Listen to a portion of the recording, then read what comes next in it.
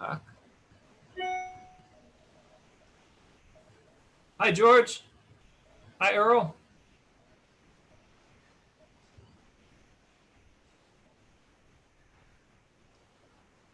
Bert. Hi. Hello. Hi, Norm. Looks like we aren't getting Norm, Earl's how you doing? video right now.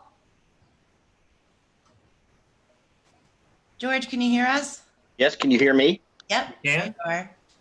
Norm, can you hear us? Norm? Bert, how about you? Oh, it looks like Norm is connecting to audio right now. All right. Norm, can you hear us? You're muted right now, but There's Bert. I want to mute you, Norm. You should get a little box that proves that. Yeah, still having trouble hearing Norm right now, but Norm, you should get a pop-up on your screen that's asking you to unmute your mic. We are live on Facebook. Hello, Facebook. We're gonna get started in just 1 minute here. So, There we go. Is that working now? That is It's working, Norm. Yeah. Okay. Great. Thank you, gents, for joining us. Yeah, so it looks like Earl's the only one that's we can't hear or see. So Earl, if you can hear us, you can try and, leaving the meeting in the bottom right-hand corner and rejoining. But we will get started with the theme music and get this program started. Let's do it. All right. All right. Here we go.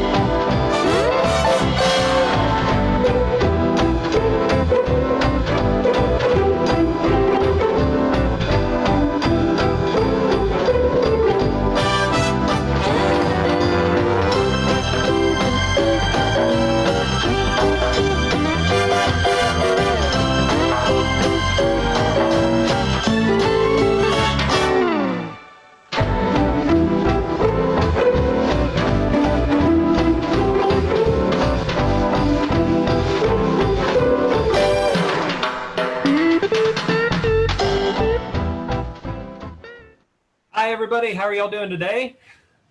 Very good. How are you? Good, thank you. My name is Sean Hall. I'm the Director of Programming with the VBC. Welcome to VBC at Home for Wednesday, July 15th. Todd will not be joining us today, so it is up to myself and my co-host, Lauren. She is here to my left on the screen to be presenting today's event, which we're super excited about. Can't wait to dive in. But I wanted to welcome you all and just remind you that VBC at Home is what we've moved on to as COVID sort of started. All of our events moved online. So if you're new to VBC, our mission is to create communities of listening, to connect, educate, heal, and inspire. And we're just continuing to do that right here online. And super excited to have you guys all here connecting with us. And we're hoping to get some major education today as we have an interesting theme of the Nike missile sites, as well as the atomic soldiers. So we're going to dive into all of that in just a few minutes, but I figure we could start off with the National Anthem, which is what we always start off with at VBC at Home. And it looks like we'll do with Mary Ann. Is that correct, Ellie? Yeah, I'll go ahead and share Marianne's wonderful singing. And it looks like I'm having some connection issues, but I hope we're able to share the National Anthem without any connection issues right now. So There you are. It's all gonna.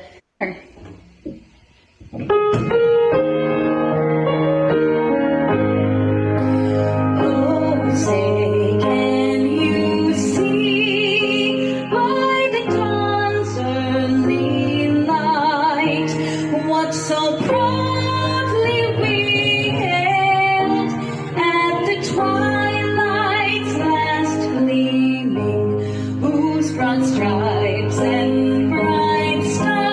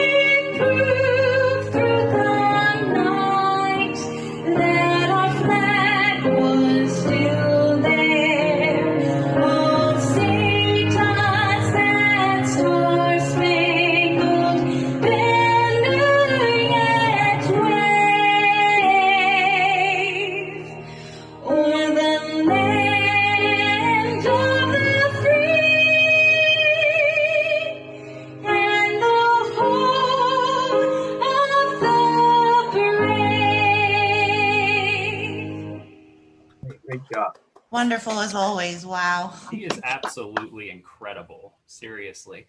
And for whatever reason, I always notice that she has Ninja Turtle heads up on her bookshelf behind her. I don't know why I've noticed that, but it took me, a minute or two of watching the video. I was like, there's some Ninja Turtles up there. Yeah, we'll have to get Marianne Mangini on one time. She was one of the only submissions we got when we had a call for, virtual singers, and we kind of have used her a lot. So we'll try to get her on and ask her about those Ninja Turtle heads. Maybe she can do another live singing. She's awesome. But to reintroduce myself, Sean Hall, Director of Programming. I'm new to VBC. I am not a veteran. Have had the wonderful opportunity to join this great organization and in support of this mission in the last couple months.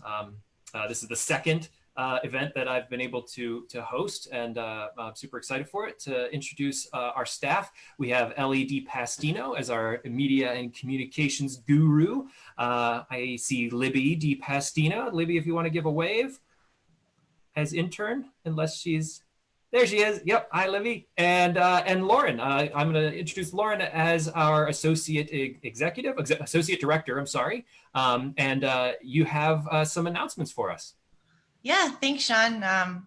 So we all, every week we have our coffee hour. So Friday morning, 9 a.m. at this Zoom room. Ellie will put it in the chat.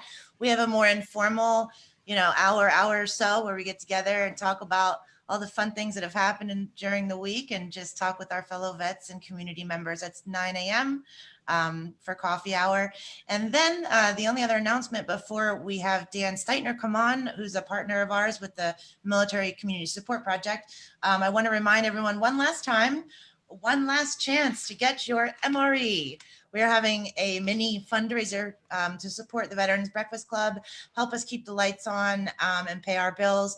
So on Monday night at 6 o'clock, we already have 30 people signed up to have a wonderful MRE and a show.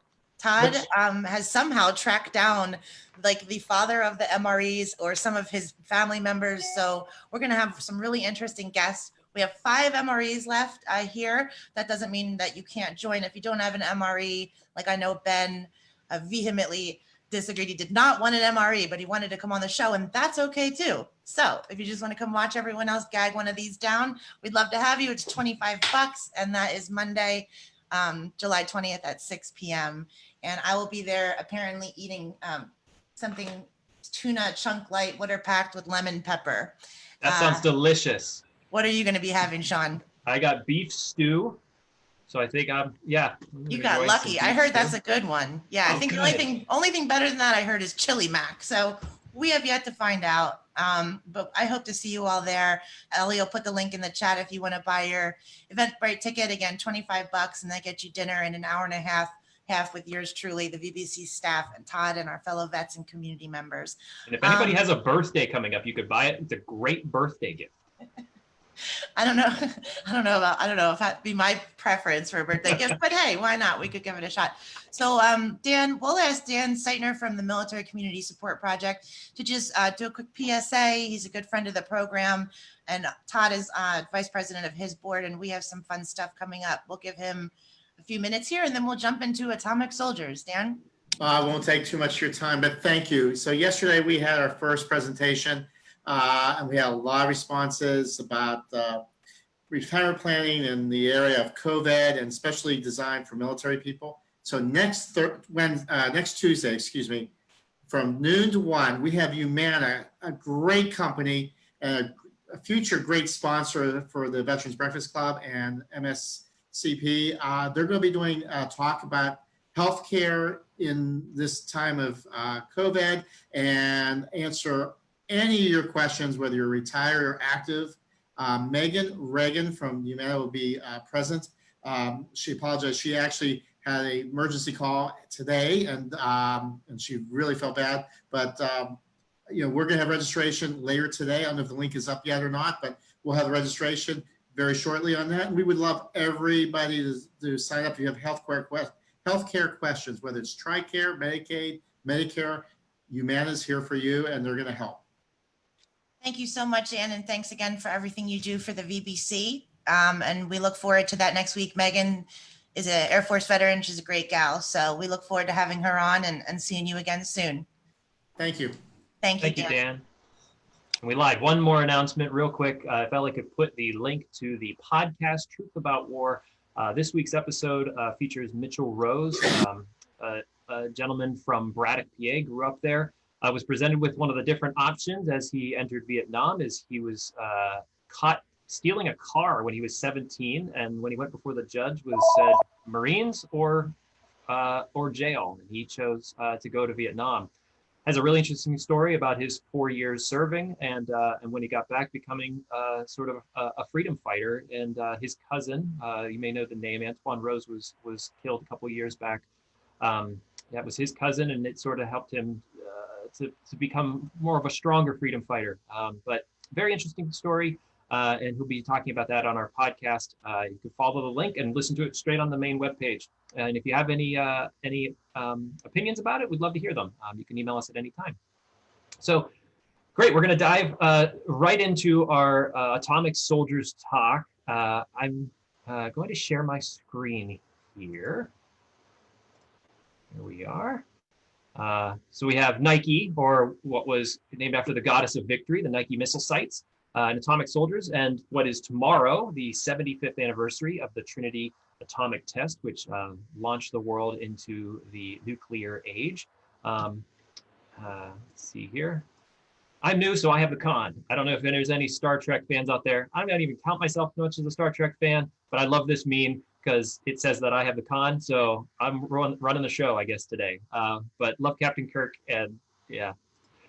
So diving into our Trinity site, this is actually a map. I have a little bit of history as we get into this, and obviously I'm not the expert, so I want to just sort of do an overview here, and then we'll dive in with our guests. But this is a map of the New Mexico Trinity site and the ground zero you can see here, and where the bomb has actually gone off. But let's take a trip back about 3 years prior to this, in Chicago, there was a gentleman by the name of, I believe it was Enrico Fermi, who at the University of Chicago built the first nuclear reactor. And that was where we actually had a first nuclear fission test. And I do have a very interesting video here that I'd love to share with you because I found it to be very interesting, is that for whatever reason, somebody decided to put together a Lego video. Chicago's football stadium, a group of scientists led by Enrico Fermi built the world's first nuclear reactor. The reactor was built out of graphite blocks, some of which contained small disks of uranium. Fermi knew if they arranged the blocks correctly, it would produce a self-sustaining nuclear reaction. So, don't know why, but someone decided to do a full Lego video of the first nuclear reaction. As we jump forward back to the Trinity test site, I do have what the actual explosion was. I like that Lego video, that for people like me who have no idea what you guys are talking about. I think that would have been helpful on an elementary level. Yeah. Let's see here, 1 second. So the actual test, which I wanted to play because that gave us sort of an idea of the seriousness of these explosions. Here we are. Everyone can see that. This is an actual, just a couple second video, and this is actually brought up to HD restoration. So the first video of this was pretty grainy, and as I sort of started to research, I was able to find a video of this, the Trinity test going off in HD, which if you've seen the movie, they will not grow old. They've taken a lot of these old videos and they've been able to update them to HD quality. This video goes on to show 3 different angles of the Trinity test. There we go. And so this was done at the White Sands Missile Range at 5:30 a.m. It was a plutonium bomb. It was actually nicknamed Gadget, and it was detonated in New Mexico. It was 22 kilotons. A lot of the observers noticed the light. It actually, they were more sort of, pun intended, I guess, blown away by the light of the explosion as opposed to the shockwave or the sound that sort of was emitted after it exploded. This created a sand crater, and because of the heat, it it actually turned the sand underneath into glass, and they named that glass Trinitite. About half a month later, as we come up on the 75th anniversary, we have August 6th, Hiroshima, with the little boy that was used there, which was a uranium bomb, and that exploded with a yield of about 12 to 15,000 tons. And then a couple days later, August 9th, plutonium bomb that was tested at Trinity yielded about 20,000 tons that was dropped on Nagasaki. And finally, I have one last video that I'd like to share, just about a minute long, but this is very interesting because Bell was, I guess the Bell system was what radar used, as my understanding, for the Nike Zeus, and they put out a promo video, and I have the promo video from, oh God, way back in, let's see here, I believe it is like a 1960s video that I'd love to share. I'm sure some of you may have seen this at the time. Hold on one second, and we'll get that up. Here we go.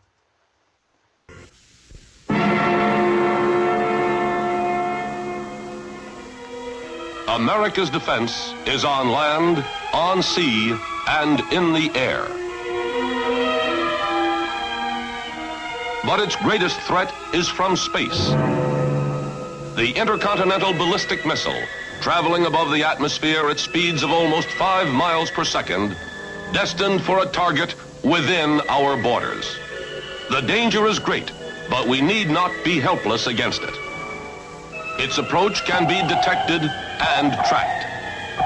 A killer missile is being developed to intercept and destroy it far from its intended target. For this killer missile, the U.S. Army looks to its Nike Zeus. I love that video. It's the Me too. production. They don't value. make them like they used to, huh? They really don't. But that takes us into our first guest of the day. We have 4 total guests that are joining us today, but is Earl Edwards here with us? Is his video now working? Earl, I do see a window for Earl, but I don't see your video. Maybe I can unmute you, Earl.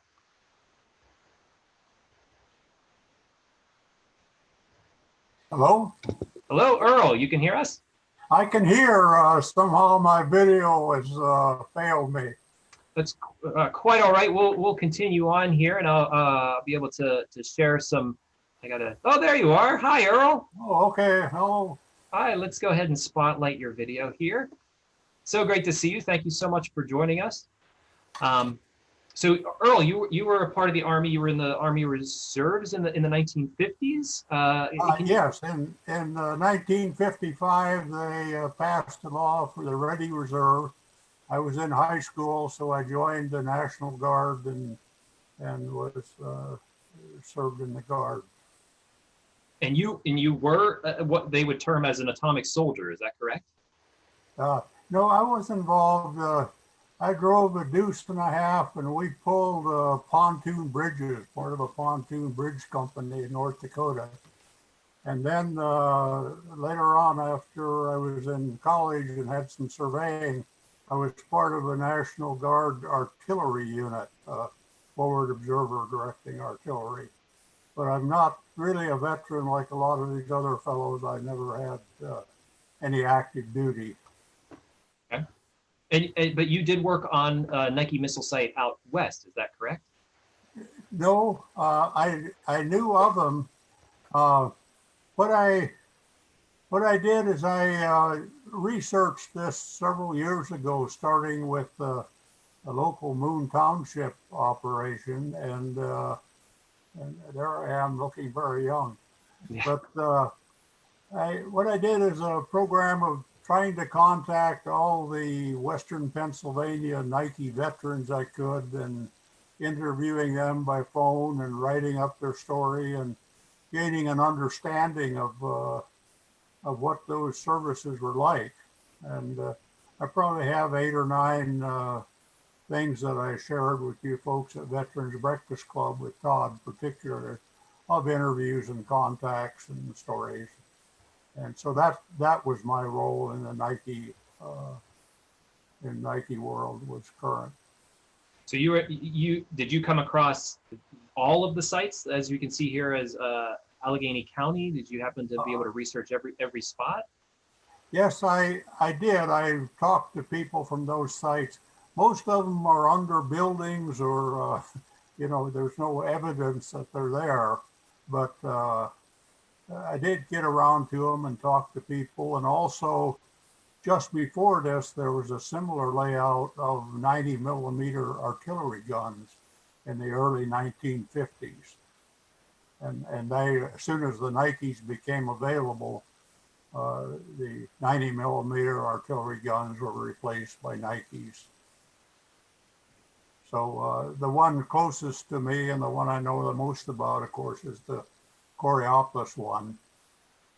Okay. And what could you tell us about the Coriopolis one? Well, I was asked a question the other day, how secret was everything? One of the people who served the Nike program was located on Neville Island. He was a service support unit. When the Nike site, which is really up here in Moon Township, needed something, food or materials, they would call the Neville Island Support Group, and they would go to a depot, perhaps in Harrisburg, and get it. But when they brought it back, they would get to the gate and they could not go in. Everything was very secret, particularly after they got nuclear weapons. So they would sign for the stuff at the gate, and he never knew during all that time there were the nuclear weapons on the moon site. They even kept the servicemen apart. Those that served on the Nike were barracked separately from other military units in the airport and so forth. So those people didn't get a chance to interact. And then, of course, they had the dogs around, the guard dogs between the fences. So let's take a step back and sort of define what a Nike site was and what it was meant for. Okay. We're looking at the sites with the green dot and the red dot.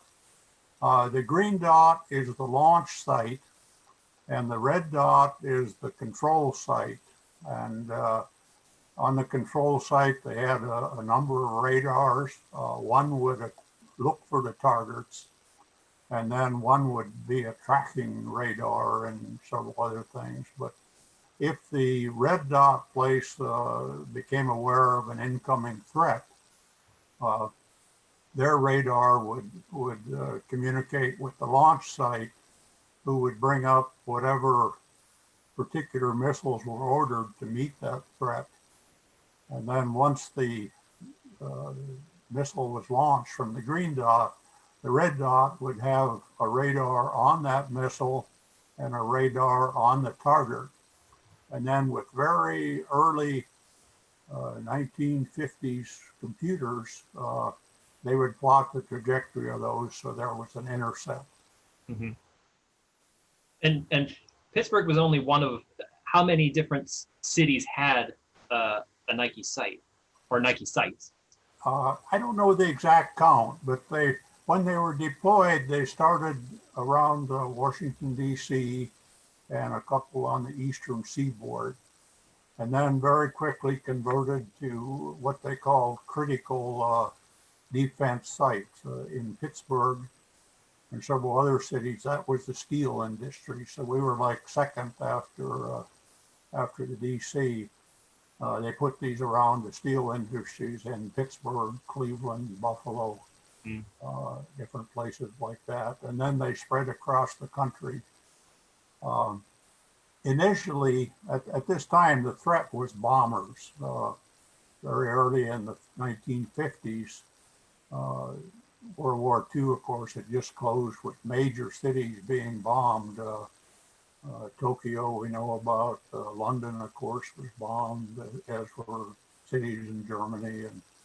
And so the mindset was that they were coming for our cities and our critical industries. So they put rings of these the defensive systems around the cities. The the illustration you're showing, the Russians had two bombers at this time, one called the Bear and one called the Bison. One was propeller driven and one was an early jet. Their range of flight is about what shows how far these planes could go. For example, they couldn't reach Florida because of fuel limitations, but they could reach a northern city. So as you look at those little dots of defensive areas, there's a lot more in the northern United States than there is in the south. That's because of the range of the Russian bombers. I do find it interesting that they have sort of Washington state covered, a lot of the Northeast, a little bit of the central part of the states, but you'd think they would put in some stuff in North Dakota, Missouri, Montana, if they expected the main attack would come from the north. Could probably intercept them a little bit earlier. Yeah, the intercepts were made to be as fast as they can. It's in the 50s, so you don't have the radar detection. You know, the dew line, the distant early warning radar across Canada wasn't built yet. Mm. So detection of these incoming threats was a problem. That was going to be my next question, because, you know, allies with Canada, I would assume that we would have connected with Canada and said, hey, let's give you the first line of defense, since they might be flying right over top of you. Yeah. I think the initial Nike, that's the Ajax, was designed for a bomber 400 to 500 miles an hour. So if you detected those at the northern border of the United States, you know, you had some time before they got to Pittsburgh to get the Nike system into effect, or the artillery system.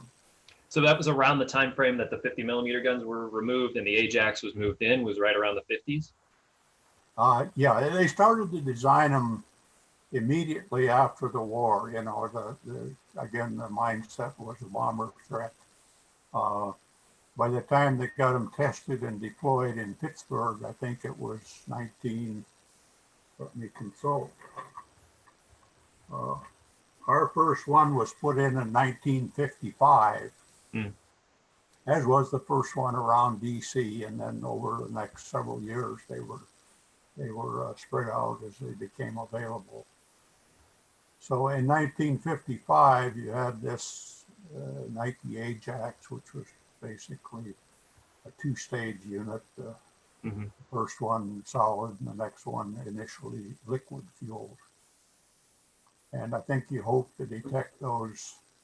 Well, if Georgia knows a lot more about this than I do, but you hope to detect them by radar incoming and get to them before they got to us.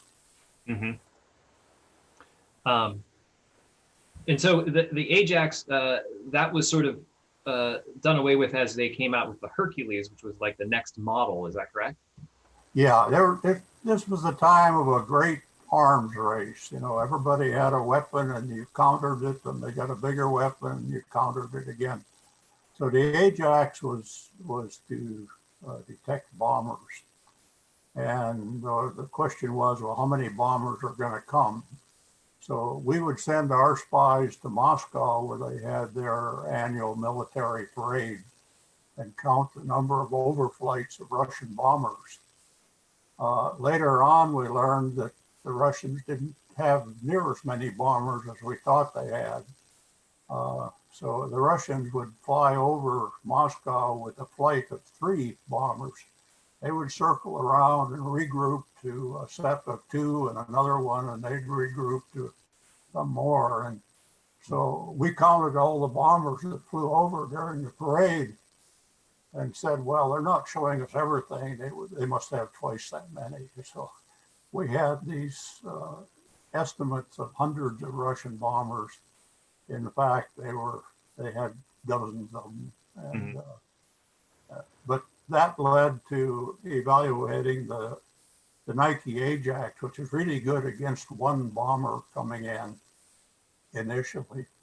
And we said we need a bigger defense, and we need something to handle these faster bombers. So they developed the Nike Hercules and deployed that. They actually, as you saw in your earlier video, Nike had a lot of things that were conceived and tested. They only deployed two, the Ajax and the Hercules. Okay. From Rick on Facebook, are there any remains of these Western PA missile sites at this point? Or is there any sort of, what would you call it? Yeah, John DeLallo answered privately. He said the El Rama and the master site at Oakdale are still there. And Ben Wright said in Collier Township. So the question is, are there any remains of any of these missile sites? And I guess, can people go and like see them or? In fact, they've opened a brewery now in the command center in Collier Township, which is right by Oakdale, into part one of the building structures. And the radome is still there, and I understand it's still that radome that's there is still in use. How about that? A brewery, like you can go drink beer at an old missile site, Reverend Ben. Yeah, they had an article in the newspaper about it. It's a Pittsburgh Craft Brewery that purchased a building out there. They don't brew there, but they have, you know, a pub or a party room or something there. I'm sure they're very restricted under COVID right now, but it's there. All right. Ellie, if you find that website, can you pop it into the chat for us? Yeah. It's for whenever we're done with COVID, we could all meet for a drink at the missile site. Yeah. I was gonna say, Sean, the one at North Park got turned over. Oh, geez, probably 25 to 30 years ago. It got turned over to either the state police or the county police as a training site. That was about 3 miles from my house. That one. Mm-hmm. I don't think there's anything there that, you know, replicates a Nike base or whatever.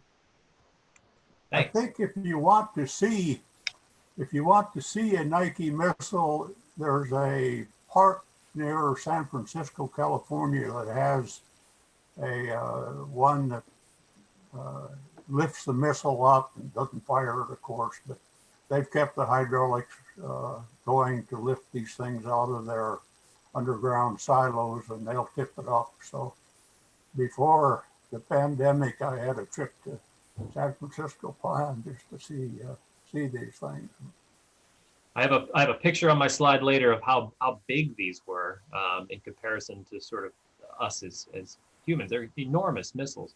But thank you so much, Earl. I'd like to pop over to George here. And Earl, please stick around, as we will definitely have more questions and time to chat in just a bit.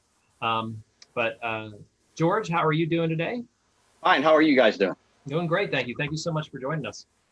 Hey, I just want to take an opportunity to thank Earl. He's done an immense amount of work on research in the Pittsburgh region and visiting all the sites. We should give him a lot of credit because he's really the historian for Nike Hercules here in the Pittsburgh area. I really appreciate what Earl has done.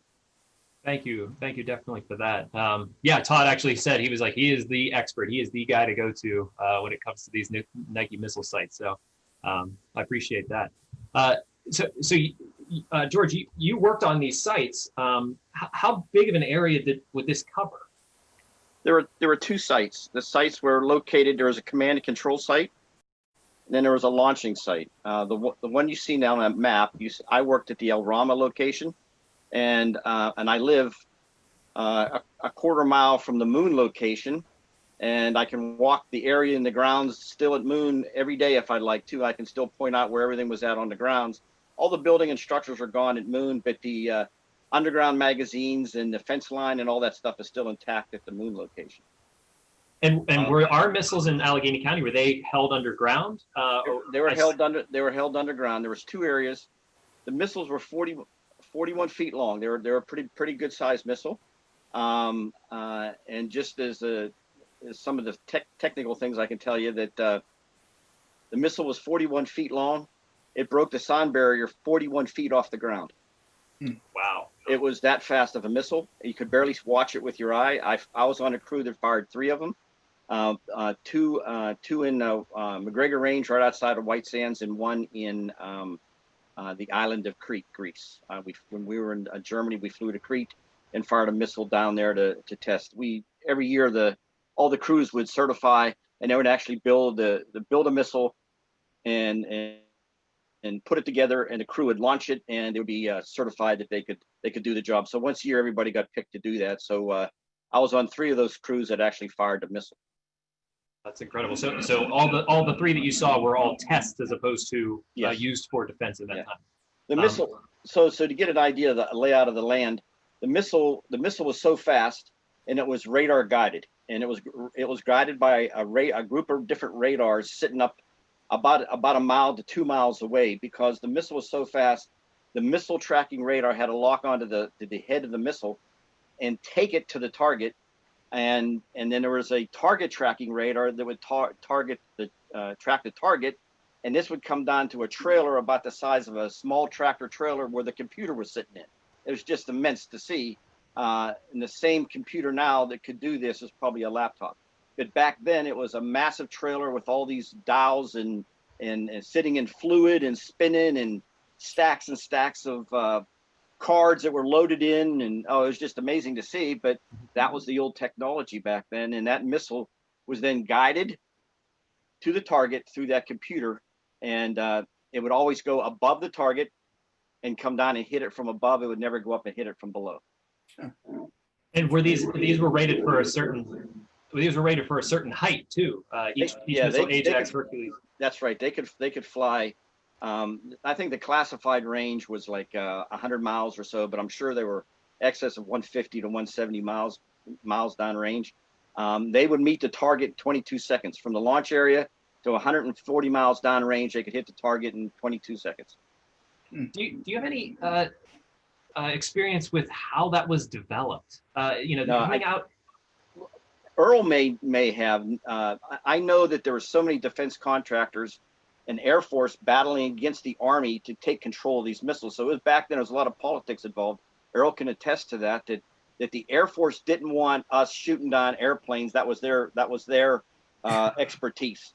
And we wanted to continue it because we looked at it as artillery. Because the branch I was in for 21 years was Air Defense Artillery, ADA. And so we looked at it as artillery, that we could intercept missiles, but the Air Force really wanted to take that away from us, which they eventually did because of the amount of planes and in the air and all that stuff. And they can get the missiles, the incoming bombers a lot quicker than we can with missiles. They can get them with planes. Mm-hmm. So that was all changed back then. And like Earl said, that there was so much behind the scene maneuvering to get these contracts in the 50s and 60s, that who would get the money? Was it Bell Laboratories, or was it Drummond? Was it all these different companies got together and were fighting for this technology? And there was nothing wrong with the missile when it went out in 74. That's when they closed the missile sites here in the United States in 1974. I was then sent to Fort Bliss, and then from there I went back to Germany, and I was on one of these missile sites in Germany, in southern Germany, for 4 years. And when I left, they were still in operation back then. So they didn't phase out to all the Nike Hercules in Turkey and in Greece and in Korea until the mid-late 80s. And then at that point, had it moved on to, what was it, the Zeus? Patriot. It moved on to Patriot. Patriots. Yes. Did they ever use Zeus? So it went from Hercules to Zeus, and not that I know of. They never used it. Yeah. So I think that was in a testing phase. I think. I don't know. I think it was in a testing phase. And this being sort of during the Cold War, was there, like on base, was there ever this feeling of paranoia that in Germany? In Germany there was. In the United States there wasn't a paranoia. But again, like Earl said, if we were firing these missiles in Pittsburgh, we were being bombed immediately. We were being bombed at the same time. So this was a complete last line of defense. And the reason the Hercules was developed, because it could put a nuclear warhead in it, and the Ajax couldn't carry a nuclear warhead. And so the Nike Hercules carried a nuclear warhead, and they were designed to shoot medium to high altitude formation bombers over Lake Erie before they reached the Lake Erie coast, and get them there before they even entered the United States. And so they were designed to set off a nuclear explosion in the atmosphere that would set out a shock wave and destroy 20, 15, 18, whatever it would be, amount of Soviet airplanes that would be in the sky at the time. And if they didn't get them with the explosion or the shock wave, they would get them with the EMP, because every time a nuclear weapon would go off, they would send out electronic magnetic pulses that would fry the electronics, the motors, and all that stuff back then, because they weren't guarded for that. Now all the airplanes are all wrapped in lead and all the wires, and so there's no chance of that happening now. But back then, that's how the other way you could get them. So that was the idea of shooting them. But I mean, that was the true last line of defense for Pittsburgh. So their idea was hopefully that it would intercept over Lake Erie or Lake Superior and detonate a nuke to take it out. Yes. In the hope that there wouldn't be fallout on top of civilian cities. I don't think they're really thinking about fallout at the time. I think they were just worried about survival. Okay. Yeah. I think they knew that the fallout was gonna hit and fall and probably go over all of Western New York and even into Eastern New York. That was just the prevailing winds would take it that way. So if they would send one off, and I'm sure when they sent the one off in the New Mexico desert, where did all that nuclear fallout go? It went east. So they didn't know at the time. They didn't have downwind stations that monitored and all the stuff that they have now. So we were just we were guinea pigs back then, and we all were part of that. So yeah, who knows how much cancer that caused in the people in the Southwest, and even here in the United States, that we were just part of that early Cold War deal. So. Were you a part of the site whenever it transitions from Ajax to Hercules? No. I joined the Army in '72 out of high school, and I went to Fort Bliss for the advanced training, and then I went right back to El Rama or Finleyville area for the Nike Hercules for 2 years, and they closed them down. And I went back to Bliss, and I went back to Germany till '79, and stayed on a Nike site in Germany in the southern town of Pforzheim, and was there for the 3.5 years, and left to come back to the States. So. Was there ever like I can imagine being around a nuclear warhead and feeling a bit nervous. Was there any sort of that feeling of like this has pretty immense destructive power and it's right in front of me? You're young and foolish, because the younger you are, you do foolish things. But the older you get, the more you think about it. But I always say, when you're young, you can do those kind of things and it doesn't bother you. But now you go in and say, "Oh, I don't know, this thing might go off. I don't want to get near it." So, but no, we had to. That missile was under constant control by guards and by maintenance personnel. It was monitored constantly. That missile was checked. Every safety thing was checked on that missile every single day and recorded. And we had to do that every day. I was part of those crews that went and checked those missiles on Christmas morning, on Thanksgiving morning, all over in Europe. Every day there was a crew responsible to go in and check every single missile to make sure that all the safety measures were all still intact and nothing has moved. You're reading my mind. You're reading my mind, George. You're getting to my answers or questions before I even ask them. So a typical day for you would be checking the missiles and watching the radar. The first thing you do in the morning, after you do your physical training, you would go then and report to your crew, and your crew would go to your individual section. There was 3 sections on a Nike site in a launching area. I worked in a launching area, and there was 3 sections. There's Alpha, Bravo, and Charlie section, and we always a crew of about 6 people would handle one complete section. Just 6 of us. There was a staff sergeant or a sergeant and 4 crew members, and we were responsible for those 18 missiles in our magazine, and we would check those and wipe them down, torque, and there were so many screws on those missiles that when we were inspected at night, if they found one of those missile screws on a hatch on the side untorqued or loose, the guy was we were in trouble. So wasn't a good day or a good night for that person if the inspection team found one screw on the side of those panels that was not torqued to the specification. And these guys that came around at 3 o'clock in the morning to check those missiles, a surprise drill at 3 o'clock in the morning, or on a Saturday at 2 in the afternoon, you have no idea when you were going to get. You were there at the tac site, and all of a sudden somebody shows up. We got an inspection team in 5 minutes. Get ready to run a drill, and we ran to our locations and did it. And then they come down and watched, and they checked all the missiles. And if they found one that wasn't properly maintained, it was bad news for the whole chain of command in that unit. So it was really, really. So my point is, it was really, really monitored very, very closely for safety. John, I was gonna say I was in the 3rd Infantry, 83 to 86, and I was in military intelligence. But the nuclear shorty program, which they have throughout the defense industry, our country has a heck of a nuclear surety program that checks all the different things, missiles, bombers, bombs, whatever. And we had actually had the artillery rounds in our sector, and those things were checked like, just like bankers checking the vault. It was a constant, just like was expressed. And I'll tell you that. And then when they brought the purging tubes in, that really started getting everybody concerned, because the purging tube was the thing that put the Soviets out of business, because it was so mobile and so accurate, they couldn't even fight it. And so that purging tubes came in, and really that and stealth was the thing that defeated the Soviet Union.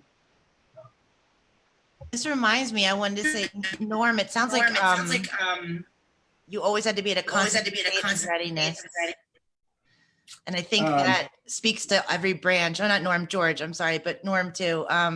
Like Ben, I'm sure your planes always, had to be ready to fly, and whatever I think that's part of like kind of what bonds the different branches together is like, I know in the boiler room, it was an hour watch. I was checking every gauge every hour. And it was like this constant state of readiness, because you never really know like what's going to happen or when you're going to have to shoot a missile off or fly your plane. Does that resonate with anyone here in the chat? Well, it does. Yeah, I can relate to that a little bit, because we did certain drills, and at a certain point we stopped because there were certain safety things you weren't allowed to do during a drill. And the only real time that I was actually nervous was in 1974 during the Golan Heights war with Egypt and Israel. And we went up in DEFCON in Pittsburgh to DEFCON 3, and the missiles were all brought up, and we actually literally had to plug the launching power to the missile to fire it, which we never do. We always check to make sure that it was always on there. But since we went up, we were ordered to check those, and we checked the stray voltage before you plugged them on. And we actually plugged the missile into fire, because we actually thought at the time that the Russians were going to come and bomb Israel, because they had a whole bunch of Israeli soldiers surrounded in the desert, and because they were getting ready to, and so they backed off, and because they noticed a whole bunch of bombers full of paratroopers in Moscow getting ready to take off to rescue. And so that's what happens. And that was the only real time, the whole time, even in Germany, that I came close to putting we came close to firing a missile. And that was in 1974 during the 7-day war, or whatever it was that they called it, in the Golan Heights, or that's where it was really, really close there. Yeah, there's 5 words in the military you never want to hear. Does anyone know what they are? This is not a drill. Yeah, It's scariest 5 words that you never want to hear.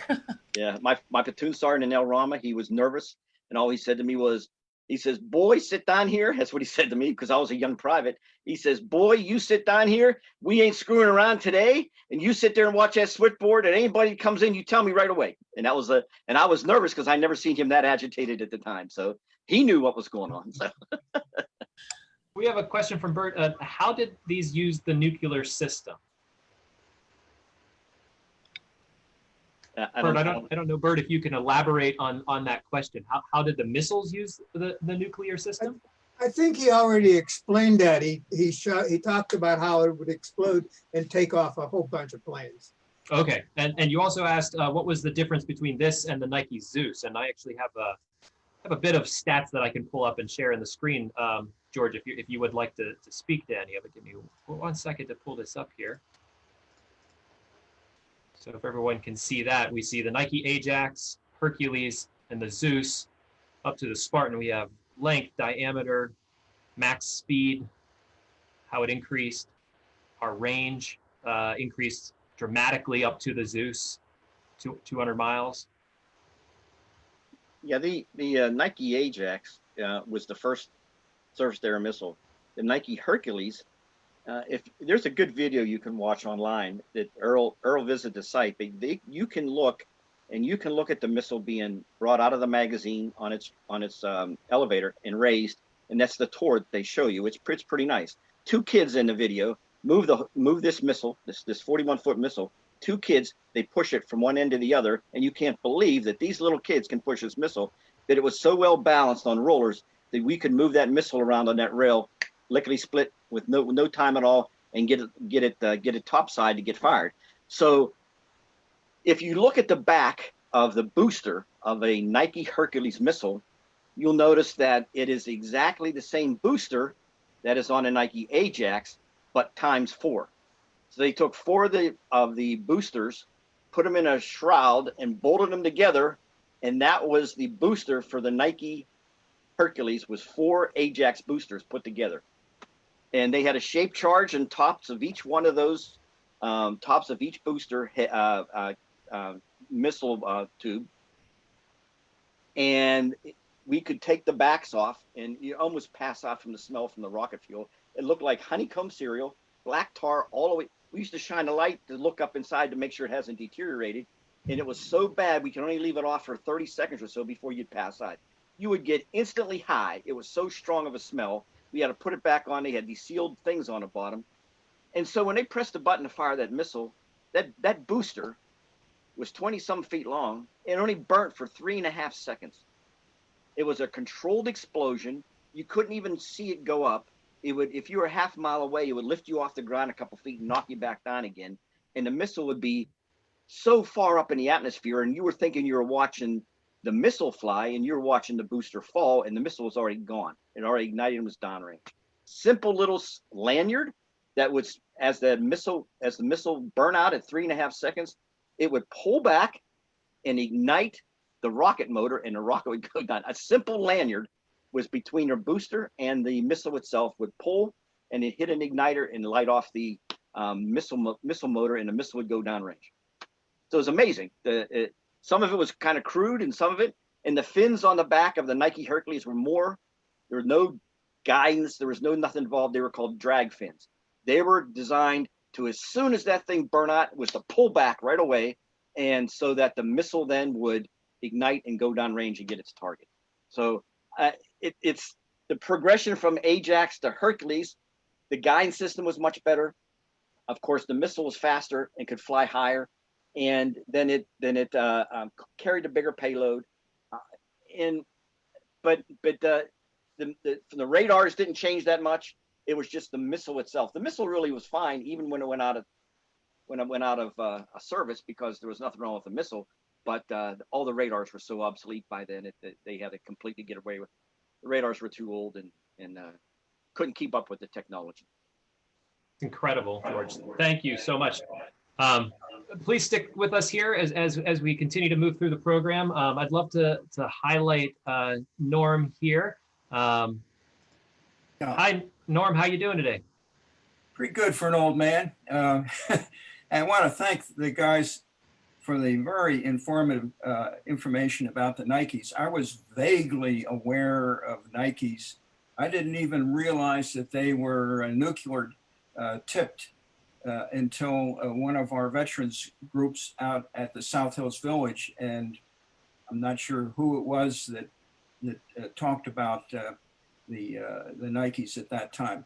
But my experience is not with Nikes, but I do have some military connections to the nukes. It all pretty much started for me as a freshly minted guy out of college with no job prospects. And in 1962, October, I believe it was, the Cuban Missile Crisis was going on full steam.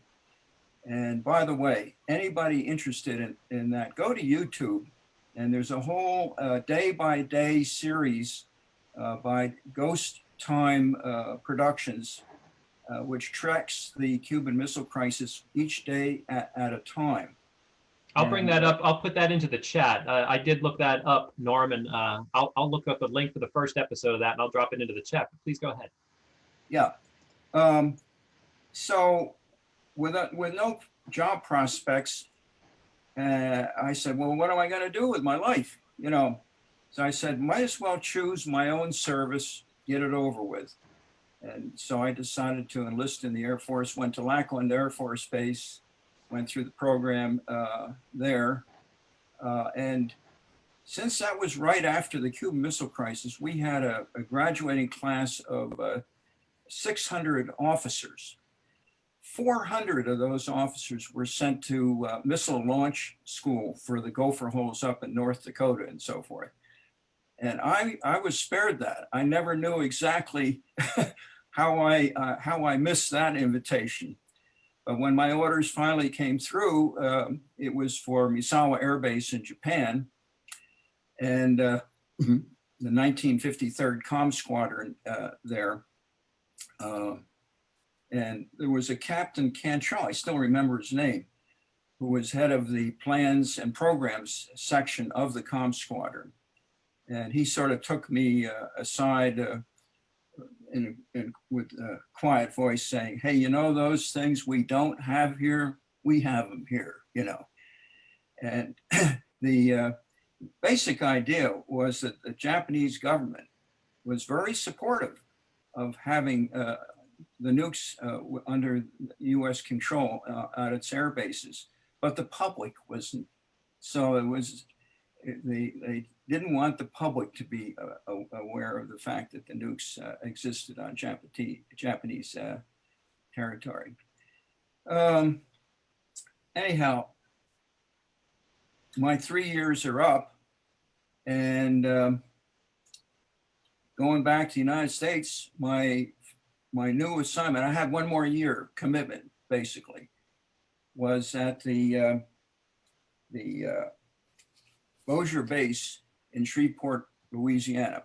Now, Shreveport is the home of the B-52 wing at Barksdale Air Force Base. And at that time, which we're talking in the 60s, 1966, thereabouts, there were 4 nuclear weapons storage and operational sites. One at Manzano, Kirkland Air Force Base, next to the Sandia Laboratories, which were the laboratories that actually designed and built the nukes.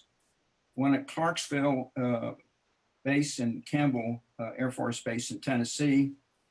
Another one at Medina, Kelly Lackland Air Force Base. One at Killeen, I think that's Fort Hood in Texas. And then the one at Bossier. And I have a little memento to share with you. I don't know whether you can see it or not. And the lettering's reversed, isn't it? But we can see it straight away. They flip it on Zoom. So yeah, we can see, is it Bossier Base, Defense Atomic Support Agency?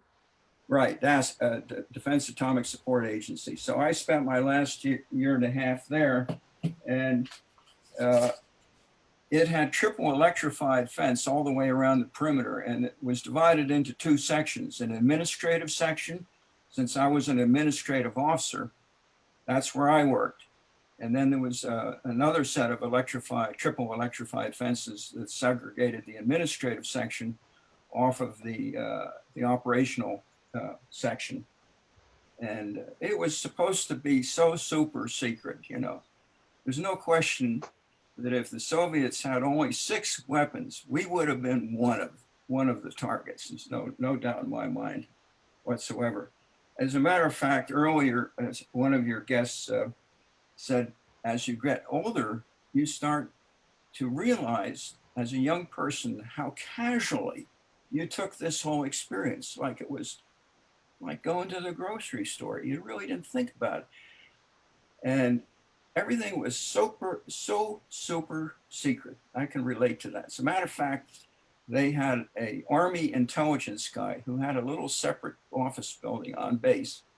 And he was listening to your phone conversations. He knew what bars guys were going to, what their girlfriends were like, whether they had any sexual predilections, which would render them good targets for intelligence compromise, and the very denial of the existence of the base. Everybody knew it in Shreveport and Bossier City. Everybody knew it. But, and I'm going to hold this up.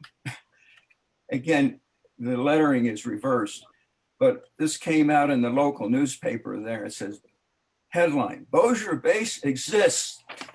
Finally, they admitted it. And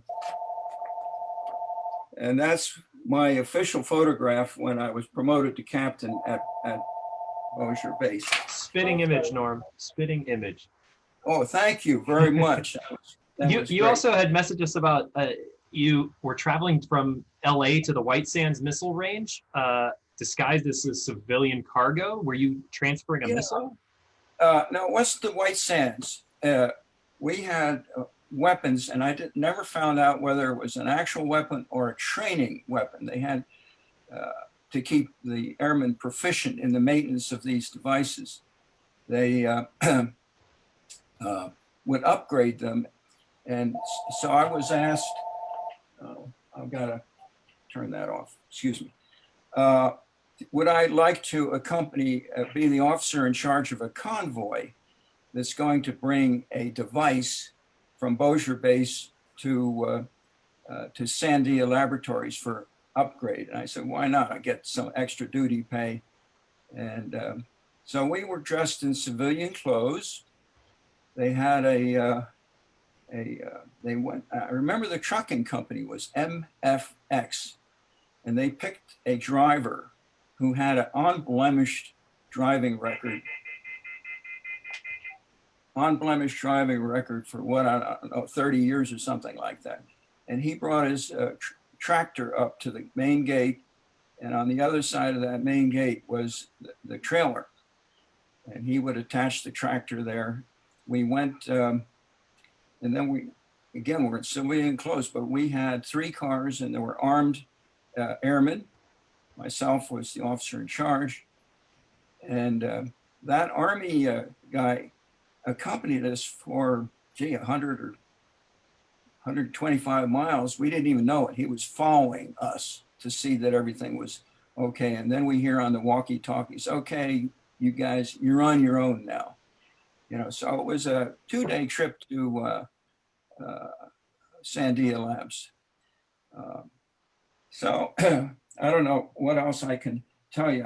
I learned a lot about Nikes, and I appreciate that very much. Oh, the one thing one of your guests said that as you get older, you realize, did you lose me? No. I just sharing some screen, but continue. Oh, okay. As you get older, you realize the significance of all this. At the time, you take it very casually.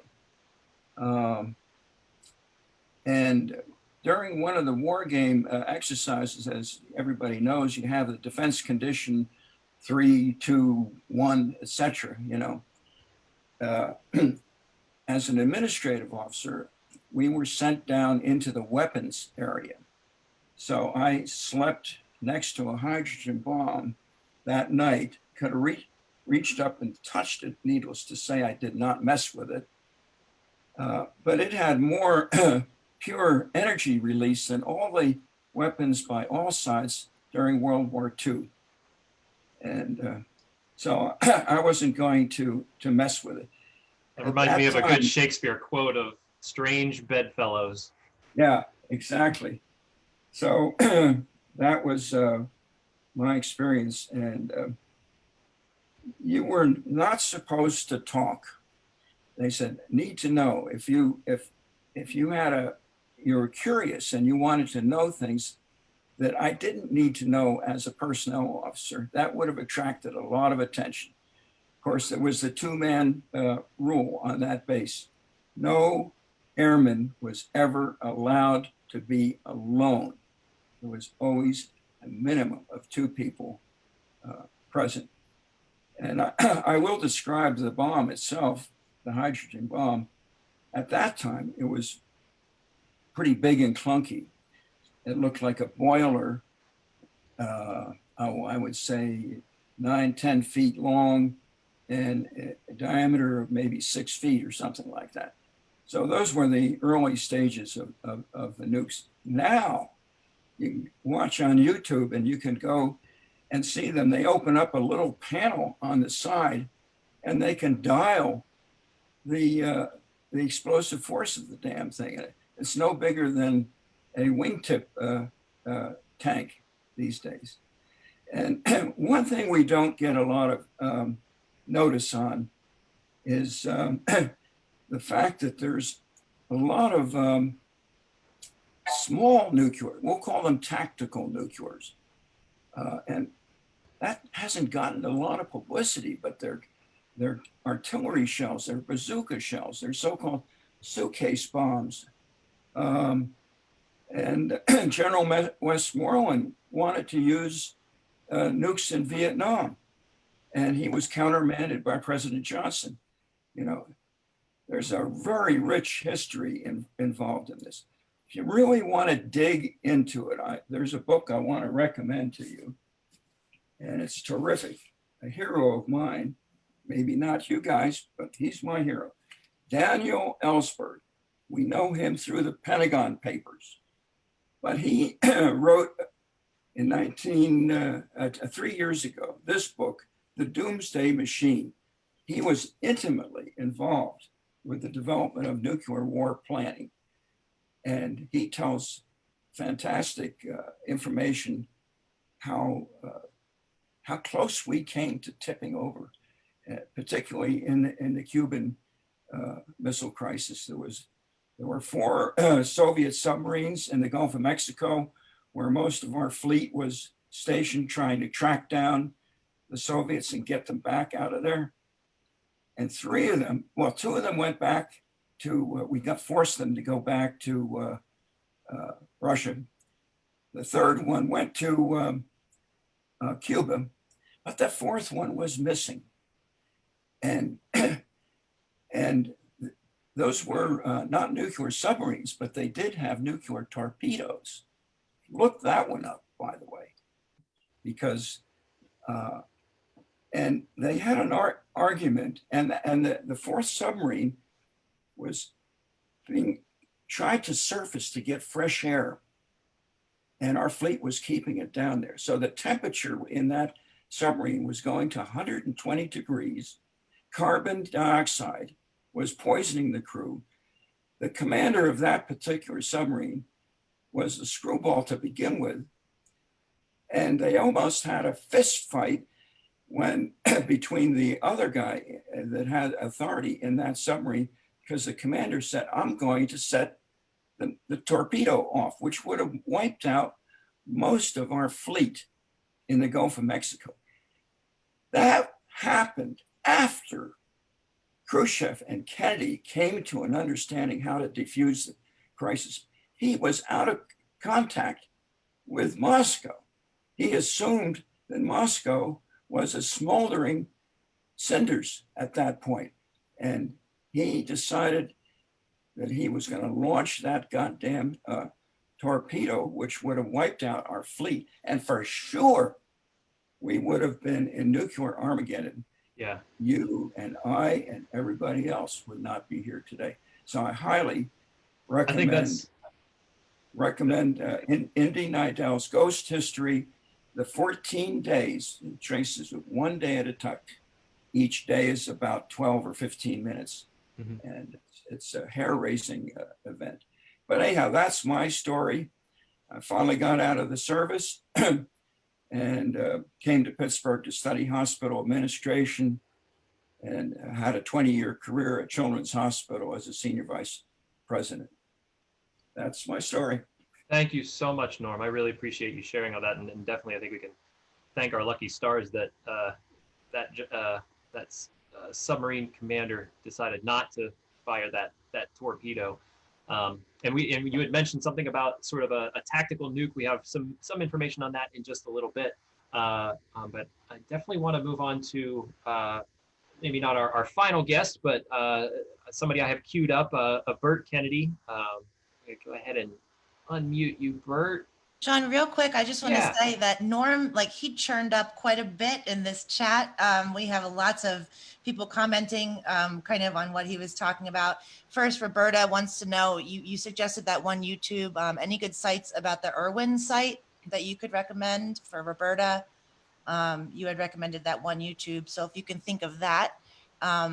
Then Greg mentioned something. Greg Yost said, were the assignments with nuclear weapons voluntary, or could they be refused if someone had strong objections? And John DeLallo commented, yeah, you could refuse. Let me comment on my training at Lackland Air Force Base, the 600 of us. I always wondered, why wasn't I one of the majority who was sent to nuclear launch school? Well, they gave you, excuse me, my voice is getting gravelly here. They gave you a little psychological test. It couldn't have been more than half a page. You checked off answers. And one of the questions was something to the effect, would you press the button if we told you to do it? And there were options. And I probably checked off the option or wrote in handwriting, gee whiz, we have to think about that. And I don't think they wanted me basically in a nuclear silo at that time. So there was a bit of a screening process to make sure that you would just take the direct order and hit the button without any hesitation. Right. Not want to be in that position personally. I probably would answer the same way. I might have to think about that for a second, but you know, they didn't want to hear that. Yeah, you got to trust your superiors. John and Peter also commented. John said it was the scariest day of his life in 1974 when they spun up the Titan IIs at McConnell, the Golan Heights War. I think what you were talking about. DEFCON 1. You get up to DEFCON 1, and next to Barksdale Air Force Base, you guys know what an ORI is, Operational Readiness Inspection. And I think there was an old movie about that, actually, where a high-ranking general gets off a plane and says, this is an operational readiness inspection. And they line up all the B-52s on the runway, and they're taking off at intervals of 200 feet between them. Yeah.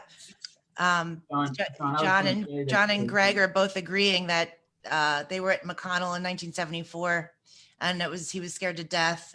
Nixon put you guys on full alert, I guess. So yeah. Thanks for churning up some wonderful chat here. And I'm hoping we were able to address everyone's questions and comments. Yeah.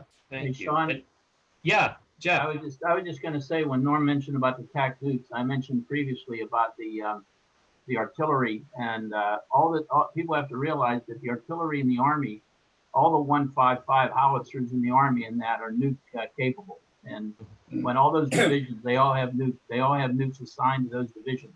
When they deploy, they take nukes and everything. They're ready to go. And you have to understand, those are released at the division commander level, down at the 2-star level. Mm-hmm. So it's a heck of a thing you can stick out there when you're talking about a couple battalions of 155 howitzers ready to fire 23 miles away, nuclear weapon. Yeah, it's an incredible responsibility. Bert, I'd love to highlight you here. So you sort of, it seems from my notes, you worked on the non-nuke precursors and the anti-aircraft artillery, the 50 millimeters. Is that correct? I'm not sure what you guys want from me.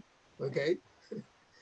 I do love your PowerPoint behind you. I was in artillery ballistics meteorology, stationed in Korea at headquarters battery Camp McDonald. Mm-hmm. And during that time, we had the option of, well, not an option, but we saw quite a few of the military demonstrations and firings of different pieces of equipment. And I got into this because I believe Don was telling you guys that he has been to Nevada and watched the atomic testing and was one of the soldiers that had to walk out where they had set off a bomb. Mm-hmm. So when we were there, the Honest John that you see on this picture here carried about a 2,000-pound weapon. And so an atomic device there was easy. But then we also had a 270 millimeter atomic anti-cannon that fired a nuclear weapon, and an 8-inch howitzer. I don't believe the 155s were capable of atomic at that time. Our job as meteorologists was that when they were planning an atomic cannon firing, we had to inflate a balloon that would rise to at least 100,000 feet so that someone could predict the fallout from the nuclear device. Wow. And it was very difficult. We launched a balloon at least twice a day, but only to about 5,000 feet for most of the artillery. Mm-hmm. But depending upon the wind and the weather and everything else, to get it to go to 100,000 feet took most of the day. Yeah. And a lot of times just blowing the balloons up you'd lose them, the electronics would go bad. Remember, we had tubes in all of our equipment. And it was difficult in the days that they wanted a 100,000 foot. Mhm. But the other thing that when we started into this, you guys were asking about, and you'll see behind me, I was thinking of all the things that were atomic in the military. You didn't mention the nuclear carriers. Mhm. But the weirdest one that I run across is something called the Davy Crockett. I sent you pictures of it. I don't know if Todd sent them on to you or not. But it's got to be the stupidest weapon they ever designed. I did not receive a picture, I don't believe, but what can you explain it? It'll show up behind me someplace here if I move over this way. And they actually put this thing in service, is what I can understand about it. That's the 8-inch howitzer there. But the thing is, they demonstrated it for a bunch of congressmen. Now, this was a weapon that only went 2 miles and set off an atomic blast. 2 miles and set off an I atomic think blast. it was about 2 miles. I don't know if they have all the thing on it, but can you imagine that? What would have happened if that would have went bad? That's incredibly that's not very What are you informed. going to use it for anyhow, right? Mhm. It's just unbelievable. I guess it's not showing up. It'll come up behind me someplace here. If you see it flag us, and we will all look to your screen. But I kind of want to open this up too for the last like 15 minutes here, and there's some extra questions that I have definitely to see if the group has witnessed this or have seen it, but or even in your experience during the Cold War. And someone had mentioned it a little earlier, something about nuclear options were on the table in Vietnam. Did anybody hear about that, or there was an experience about that?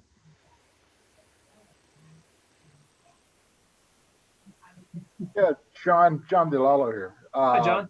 The theory of tactical nuclear,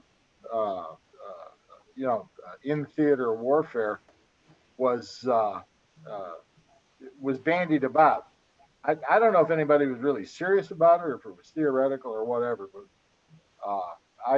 we heard about it, and I'm quite frankly, I'm glad we didn't use them. Mhm. One argument is that Truman could have ended the war in 3 weeks, and another is that Westmoreland, later on could have ended it 2 or 3 years down the road or whenever after he had arrived there.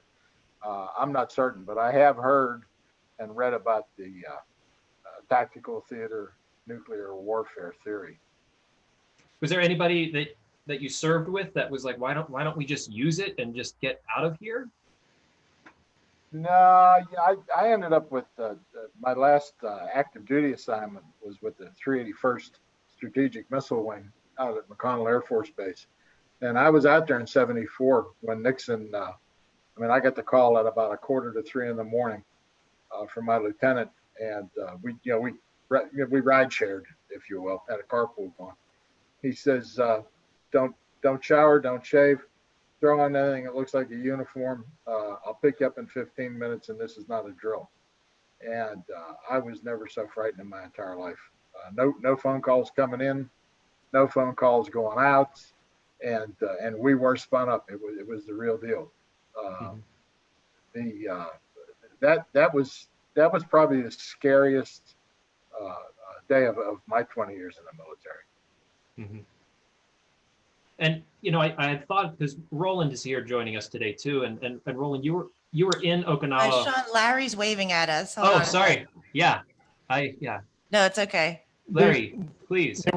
There were 3 instances in Vietnam where tactical nukes were almost used. Mm-hmm. The first one was Operation Vulture, and it was Eisenhower and Nixon offered 3 tactical nukes to help break the siege at the Dien Bien Phu with the French.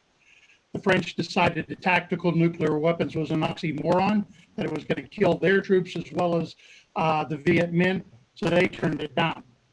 Then again, Westmoreland wanted to use tactical nuclear weapons to break the siege at Khe Sanh, and that got shot down. And then in 72, Nixon and Kissinger considered using tactical nuclear weapons as part of the bombing of Hanoi. So there were 3 different times during the Vietnam conflict where they considered using tactical nuclear weapons. Thank you, Larry. I saw Thank you you, waving Larry. there. I figured you had some good historical context. And Norm, you were waving a piece of paper there when Larry was talking about, do you have a article? This is October 6, 2018, New York Times, David Sanger. U.S. general considered nuclear response in Vietnam War, cables show. In one of the darkest moments of the Vietnam War, the top American military commander in Saigon activated a plan in 1968 to move nuclear weapons to South Vietnam until he was overruled by President Lyndon B. Johnson, according to recently declassified history of the wartime decisions. And I just one other thing about the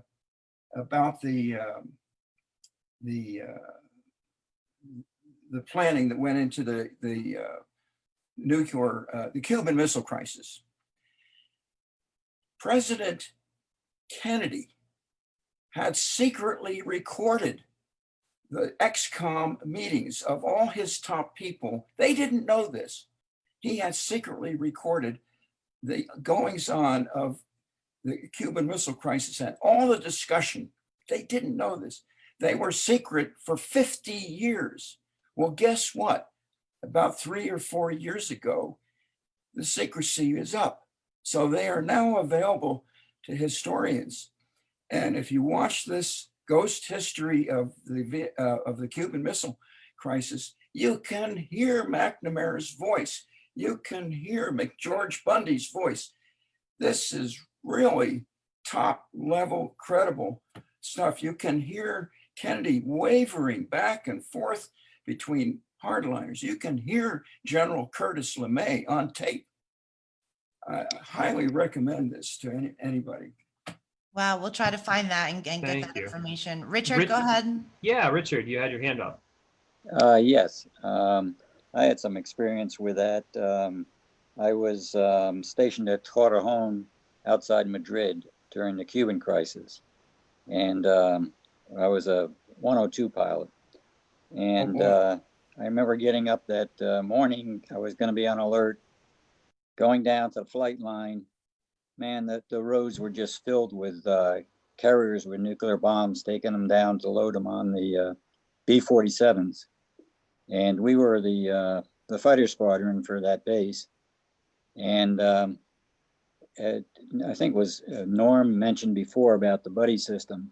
And normally with nuclear weapons, well, not normally, all the time with nuclear weapons, you have to have 2 people there all the time, and 2 people have the codes. Well, our 102s were single place aircraft. Yes. So we had the genies, and they put 2 birds on alert, put them in the same area with the B-47s. And we had our code books, but we weren't allowed to fly those. But you know, if we flew those, that was the real deal at that point. Mm-hmm. But we did fly cover for the B-52s that would refuel over the Mediterranean. And I remember one night being up there, we'd fly radio silence, lights out, and a flight of 2, and I was the flight lead, and my wingman was supposed to be in radar trail. We're going down the Med, following the tankers and the B-52, and all of a sudden I see a bogey coming in on the left side of my screen, which would have been area around Libya, which had MiGs. And I watched him, and finally I said something to to the controller. I said, I got a bogey at 10 o'clock. And he said, that's your wingman.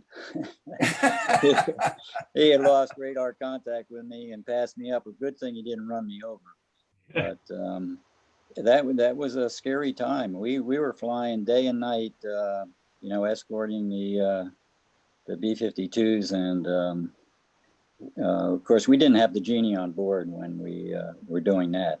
Mm-hmm. But I also, before I went to Spain, flew the 101s at Lockbourne Base at Columbus, and we also had the Genies. And there was the maneuver for firing that Genie was, we go at 35,000 feet, get full bore, afterburner, and these bombers were high altitude bombers. Then you pull it up about 45 degrees, release the weapon. It was a rocket, it wasn't a missile. So it had no guidance. It just, the idea was a big bang is going to wipe out a big area of the sky. So you didn't have to be accurate. And then you do a split S to get out of there. And the idea was to get away from the blast yourself. So. There's so many rabbit holes to dive down in the conversation today. I feel like we need like a particular episode just to talk about the Cuban Missile Crisis. I was just going to say that, Sean. And Yeah. I already have our guests. We're going to have Chris Perollo, John DeLallo, Greg Yost. We'll have Ben Wright again. Peter Tenz chimed in earlier. So you guys are all on the hook for next time. We got to dive deeper into this. Oh my God. Ellie already found the links to all these tapes from JFK, these recordings. So they're in the chat there. If you want to do something fun with your afternoon and evening, right, Sean? Yeah, definitely. And a podcast episode or episodes to really dive into this. It's the last point that really the world was tipping on World War III. That I think that we have a lot of experience in the room and in our network that could speak to this. I want to pop over real quick to Ben Wright. Ben, you visited the Trinity Site to sort of bookend us here. You said you learned a lot there, and I just kind of wanted to hear your thoughts on what that was like. Well, it's a worthwhile visit. Of course, it's an active missile range, White Sands. So they only open the site up 2 days a year. It's first Saturday in April and first Saturday in October. They open it up, and you can drive there and the site. And the 100-foot tower that they detonated the gadget on the top of it, one of the 4 feet is still there and visible. And you can walk around it, all of the Trinitite's pretty well gone. And, there was a big market selling that stuff and about its radioactivity. They had some samples of that you could look at. But you could go up to the McDonald Ranch House that wasn't that far away. And what they did was put a bunch of plastic sheeting to build a clean room. And they put the plutonium core together there and then took it down and put it in. And the reason they wanted to test it was the little boy that they used at Hiroshima that used uranium, and it was a gun barrel ignition thing, and they knew it would work. That was the test at Hiroshima. But the Fat Man, which is what they tested with the plutonium, it had all these conventional weapons around it, and they all had to detonate at the same time on it. And they actually brought in this big, huge steel container that if they had a plutonium meltdown, if it failed, that they could put it in there and dispose of the plutonium core. But all the discussion today about the different weapon systems, there's a National Nuclear History and Science Museum in Albuquerque that's right by Kirtland Air Force Base, and then of course very near Sandia Labs, that you can view, and they go through the whole history of all of these things, and you go out back and they have, you can see an Honest John missile, you can see nuclear artillery. Of course, they got an A model B-52 back there, and I mean it's amazing stuff that they have that goes through the whole history of nuclear stuff. So if you're in Albuquerque and it's something of interest to you, that's well worthwhile to visit. We're there. Thank you, Ben. And the last question I sort of had, and I wish I could have got to it a little earlier, was has anybody seen a nuclear device actually detonated? I saw a test actually happen. I spent some time researching this in my younger-ish years, and was kind of very interested in the soldiers and the scientists that had to test these things and then be on the actual site. I don't know if anyone here had actually talked to someone about that or experienced it themselves. Negative.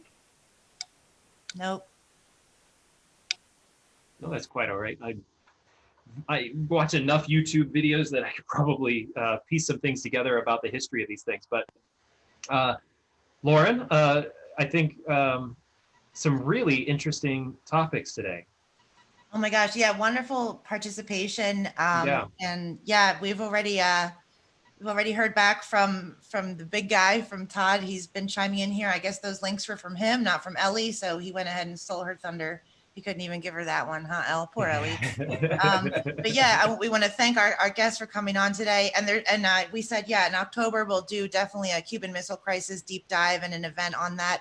I'm really fascinated, and I can't wait to find out about the Navy and the subs. You know, we've had stuff in the chat about what kind of weapons, nuclear weapons they carried, what effects they had on disabilities and things like that. I made a joke earlier in the green room. My A school instructor was on a nuclear sub for many years, and he had a drifting eye, and he used to write on the whiteboard with one of those markers, and in between every sentence, he would like stop and huff the marker. And I forget who was talking about like those honeycombs, those fuels, and like how it would get you high right away. He'd always say he was jonesing for like that smell or something. And he was such a cool guy. He was very odd, but he's a very cool guy. But that's my only experience with anything close to being nuclear. So I really look forward to diving into the naval history there and looking forward to next time. And it's been my pleasure to host with you today, Sean. Absolute pleasure hosting with you as well, and with the staff here, and honored to be privy to all of these stories. Thank you all for sharing, and thank you for my freedom. And I hope to see you all soon at a future VBC at Home event. Yeah, have a great, wonderful day. We'll hope to see you Friday morning or Monday night. Thanks all for joining us today. Friday 9 a.m. See you there. Bye-bye.